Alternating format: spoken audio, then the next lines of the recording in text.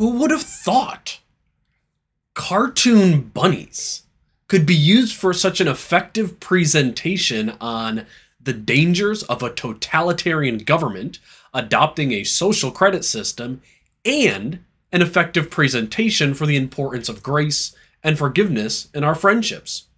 And it does both at the same time. Don't let the packaging of Lovely People by Mina Sundberg fool you. It may be a graphic novel or a comic book for those who aren't familiar with the term, but this book is much weightier than its physical size or comic appearance. This is not a comic for kids. You see, what I can't stand about 1984 or Brave New World is that while those books are so important for exposing the dangers of totalitarian governments, and so much of what is predicted in those books have come to pass, but what I hate about them is how much depravity, or you could even say horror, you need to read through in order to make it through those books.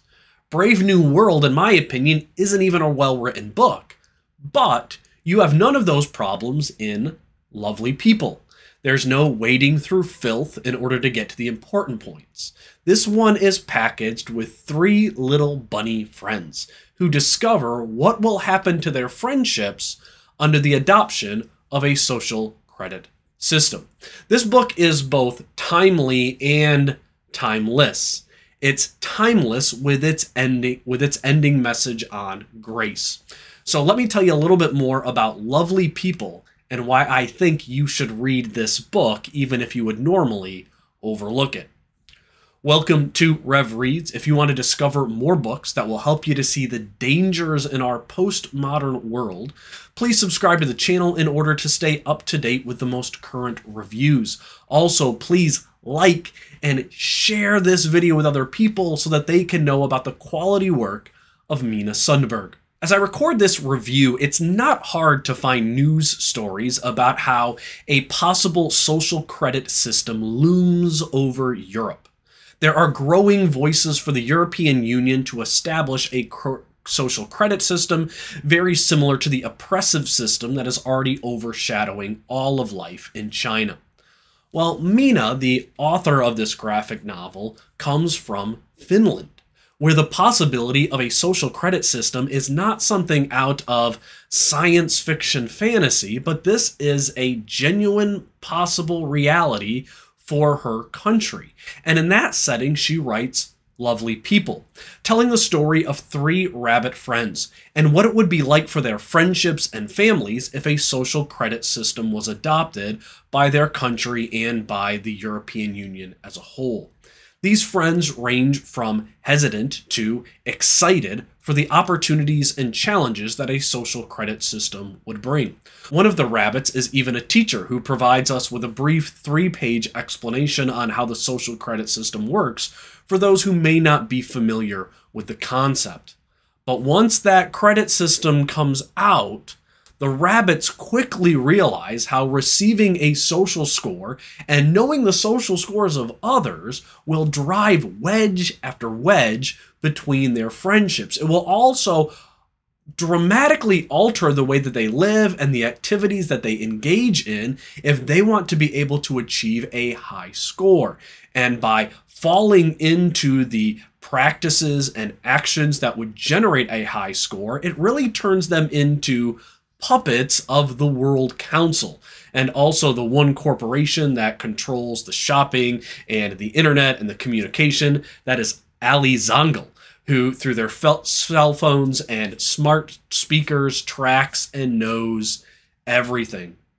In this story, after the social credit system comes out, even the Bible is updated on all digital devices to the Bible 2.0, where questionable topics in the Bible are rewritten to align with government policy. So, for instance, in the Bible 2.0, Jesus is no longer the way, the truth, and the life. He is a way, my truth, and a lifestyle. If you don't have a paper Bible and you are only left to read on digital devices, the Bible 2.0 is the only way that you could read it, which is a sober warning for us today to make sure we always have multiple paper Bibles on hand, both for you and to give to others in case such a retconning of the Bible happens today. As the three friends begin to have their friendship fractured between those who are cast out by the social system and those who begrudgingly live under it and those who fully embrace it, it is in that fracture of their friendship where the book reaches a beauty that no other book on this topic even attempts to go.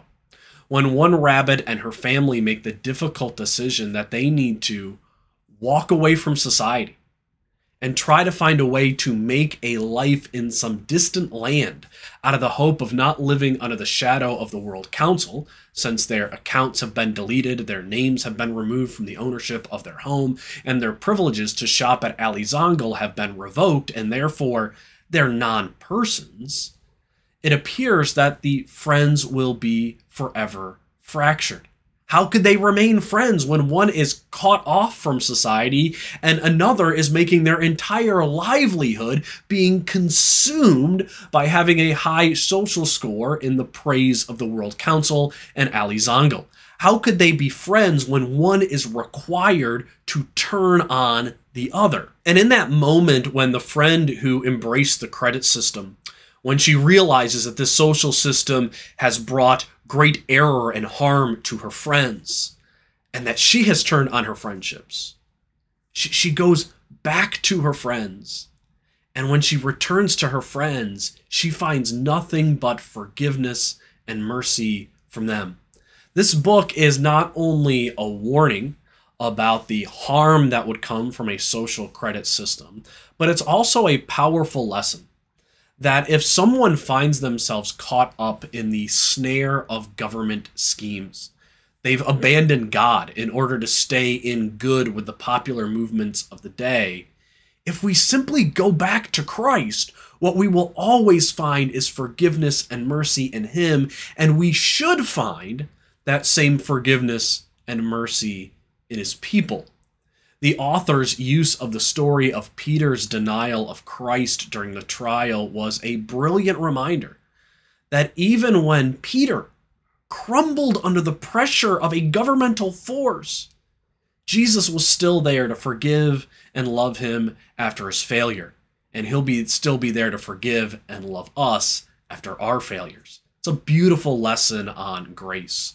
So I want to encourage you to pick up a copy of Lovely People and enjoy this book for yourself. But don't just enjoy it for yourself. Share it with somebody else. You could read it in probably about an hour to an hour and a half. And make note that the warnings in this book may be a lot closer to home than we think.